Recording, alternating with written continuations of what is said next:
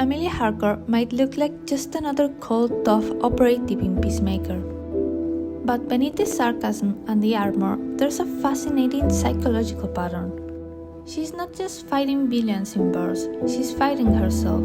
Today, I want to explore the psychology of Emilia Harcourt, her defenses, her self-sabotage, and what makes her one of the most complex characters in the show. Let's start with the most obvious pattern, self-sabotage. In psychology, the technical term is self-handicapping. It means creating obstacles for yourself so that if you fail, you have an excuse. Instead of risking true failure, you choose battles where losing doesn't hurt your core identity.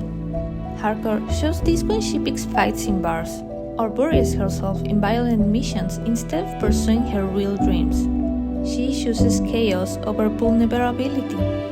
It's safer to be the strong fighter in a bar than to risk rejection in a war where she might fail at what she truly wants. Emilia's entire personality is built like armor. The sarcasm, the calmness, the constant need to stay in control. Those are psychological shields. In clinical terms, it's a defense mechanism. If you don't let people close, they can't hurt you. This makes her appear powerful, but it's also isolating. Her control keeps her safe from humiliation, but it also keeps her from intimacy and real growth. There's also the question of why she's drawn to aggression. Psychologically, we call this displacement, when someone takes emotions they can't deal with directly, like fear, insecurity, or grief, and channels them into something more concrete, like a fight.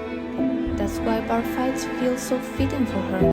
It's not really about the bar, it's about having a space where she can unload the emotions without exposing her real wounds. One of the deeper layers of Harcourt is her avoidance of intimacy. She doesn't trust closeness. That points to what psychological calls an avoidant attachment style. Somewhere in her past, she probably learned that relying on others was dangerous.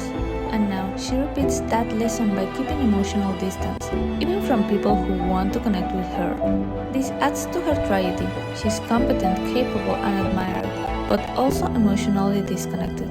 Emilia Harcourt isn't just a side character with a gun. She's a portrait of self-sabotage, of armor built from fear, and of a woman who hides her vulnerability behind violence and control. That's what makes her so fascinating to watch.